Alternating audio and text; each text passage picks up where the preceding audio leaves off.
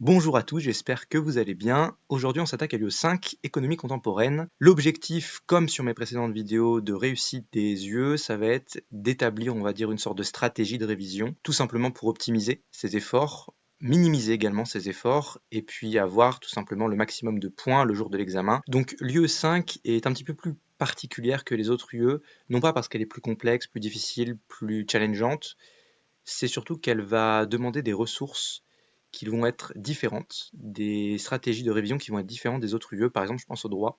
Le droit, honnêtement, c'est très facile. Vous apprenez par cœur une règle de droit. Si elle tombe à l'examen, vous récitez tel un ordinateur à qui on pose une question. Ok, on m'a demandé abus de biens sociaux, bam, je donne les conditions des abus de biens sociaux. Là, on va pas pouvoir apprendre par cœur tout simplement parce que l'UE nous demande une capacité de raisonnement. Il va falloir raisonner, il va falloir comprendre ce qu'on fait, comprendre ce qu'on dit, parce qu'on va pas pouvoir le dicter, le balancer à tout bout de champ. C'est pas possible. Donc, il va falloir relier les connaissances. Donc, comment s'articule cette UE déjà dans un premier temps? Donc, je vais reprendre comme on a l'habitude de faire, c'est-à-dire le super résumé de compte online, donc les parties du programme qui sont récurrentes à l'examen du DCG. Vraiment, c'est une ressource magnifique. Sur les 10 dernières années, on va dire, qu'est-ce qui est tombé, qu'est-ce qui n'est pas tombé, non pas pour faire des pronostics, non pas pour aller faire des paris, non, tout simplement pour comprendre ce qui est essentiel dans cette manière, quels sont les savoirs, les notions qu'il faut comprendre pour tout simplement répondre aux attentes du jury. Donc là, on va commencer par la partie, on va dire, un petit peu moins utile, mais qui vient solidifier vos bases, vos connaissances en économie. Il va falloir évidemment comprendre un peu ce qu'il en est, mais c'est pas là-dessus qu'on va aller chercher le plus de points. À part sur l'1.2, voilà, qu'est-ce que l'activité économique? Bon, là, on est sur de la base, on est sur de la base de l'économie. Il va falloir absolument comprendre et apprendre ça. Donc pour ce qui est du reste, à part le 1.2 de qu'est-ce que l'activité économique, vous voyez qu'il n'y a pas grand-chose qui tombe. C'est pas là-dessus qu'on va prioriser nos révisions. C'est pas là-dessus qu'on va venir chercher les premiers points de 6 à 10, de 6 à 14. C'est pas là-dessus. Non plus sur le 3, mais bel et bien sur le 4, le 5 et le 6. Là, vous voyez très bien. Vous voyez très bien que ça tombe souvent. Et c'est des notions qui sont ultra importantes. Parce que ça va revenir. Tout le temps, tout le temps, tout le temps, tout le temps, tout le temps. La notion de régulation, une notion ultra importante. On a eu en 2023, 2022, pardon, 2021, le 2.2 pour qu'encadrer le fonctionnement de marché qui était une question problématisée. Hop, je l'ai là, ici. Hop, question problématisée, voilà, ici, on voit bien, partie du programme. Voilà, on l'a ici, donc je suis toujours sur voilà, on l'a ici, je vais vous le montrer directement. Les candidats peuvent aborder le sujet en le reliant au thème 2 du programme et ou au thème 4. Donc on voit qu'ici que même si vous n'avez pas révisé le thème 2, vous pouvez quand même vous en sortir avec le thème 4 parce que ce sont des thèmes transversaux. C'est la même chose, la régulation de l'État, ça tombe quasiment tout le temps. Enfin, c'est une notion ultra importante en économie. On va venir vous chercher là-dessus forcément.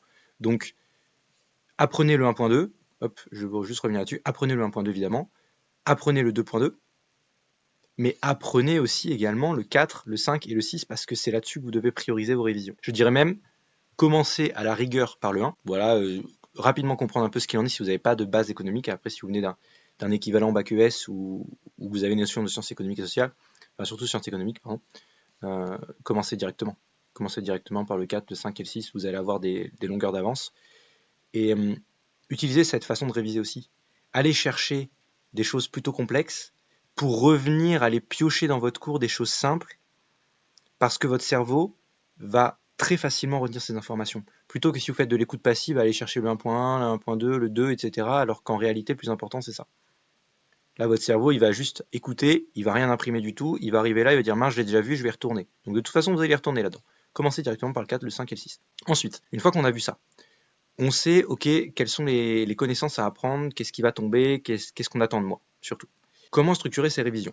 La chose la plus importante à comprendre dans cette UE, c'est effectivement qu'il va pas falloir apprendre par cœur. Comme je l'ai dit au début, on n'est pas sur de la règle de droit, on n'est pas sur du A égale B. On me demande ça, donc je dis ça, parce que la question ne va pas forcément être très explicite. Tout le sujet, tout le questionnement que vous devez vous poser, c'est ok, j'ai une question en face de moi, à quelle partie du cours elle fait référence? À partir du moment où vous avez cette réponse, vous allez pouvoir ressortir votre cours, ressortir ce que vous avez appris, ressortir des idées connexes. Là, j'ai un exemple concret encore sur 2022, expliquer l'impact de la crise sanitaire sur le comportement des ménages et des entreprises.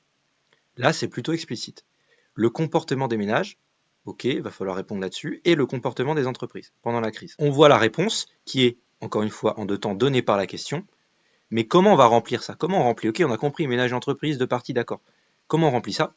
Eh ben, on s'aide de notre programme, on se rappelle de notre programme qui est ultra important. Il faut absolument se servir de ce document comme base pour toutes vos révisions. Donc ne faites pas attention aux couleurs que j'ai mis, c'était simplement pour me rappeler 2-3 informations. Donc là, vous avez entendu sur la question, par exemple, comportement des ménages, comportement des entreprises. Ok, qu'est-ce qu'impliquent les ménages, qu'est-ce qu'impliquent les entreprises? Les ménages, ça va impliquer de l'épargne, de la consommation, alors que les entreprises, de la production et de l'investissement. Ok, tout simplement. Vous rappelez quelle partie, quelle notion du programme est importante. Ok, on va me parler d'épargne, on va me parler de consommation, on va me parler d'investissement. Bon, je vais parler de ça, tout simplement.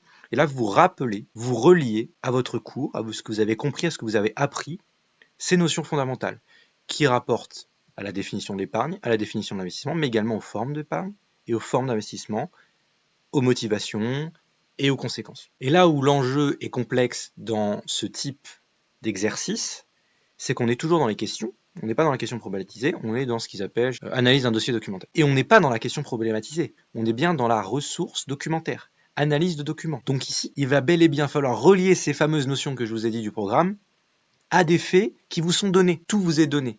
En fait, on va simplement noter votre capacité de raisonnement, votre capacité à extraire d'un fait une théorie, de relier le cours à un fait. Et ça, c'est quelque chose qu'on a très peu dans les autres yeux. Les yeux de droit, si vous ne connaissez pas votre cours, vous allez droit dans le mur. L'UE d'économie vous aide, vous donne un support de réflexion, vous donne un support à votre pensée. Si ça ne vient pas tout de suite, si vous bloquez devant une règle de droit dans une épreuve de droit, vous n'aurez pas le temps.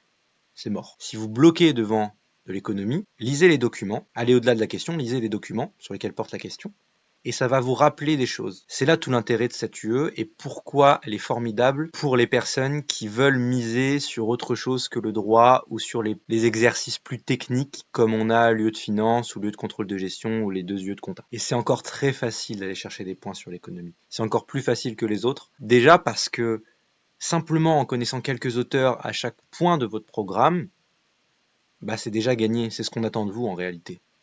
On attend simplement de vous, vous connaissiez quelques théories économiques pour justifier, pour étayer le propos qui est décrit dans les documents. Donc maintenant qu'on a vu ça, on va aller voir la fameuse question problématisée, qui n'est plus une dissertation, mais bel et bien une question problématisée.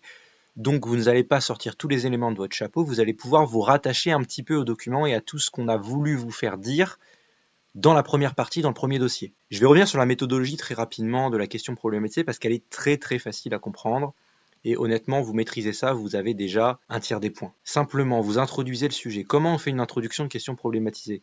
Vous n'allez pas chercher midi à 14h, vous faites une contextualisation de sujet, vous remettez le sujet dans son contexte. Pourquoi on me parle de ça maintenant? Parce que peut-être qu'on vient de le voir dans les documents précédents. Je vous dis ça, je vous dis rien.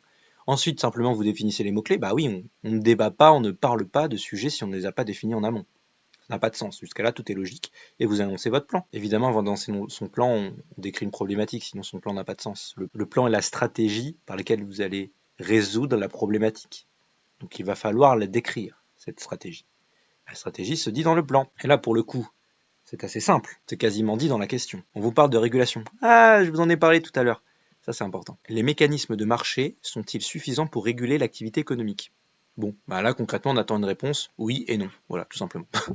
Faut pas chercher plus loin, on vous demande simplement ça. Donc oui, première partie, pourquoi les mécanismes de marché régulent l'activité économique par eux-mêmes, et en fait c'est plus complexe que ça, on le dit dans la deuxième partie.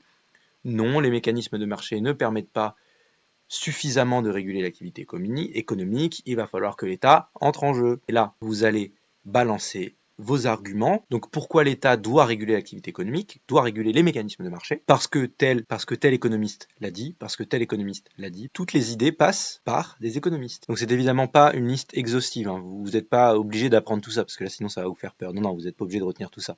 Évidemment que vous donnez 2-3 idées, ça suffit par partie.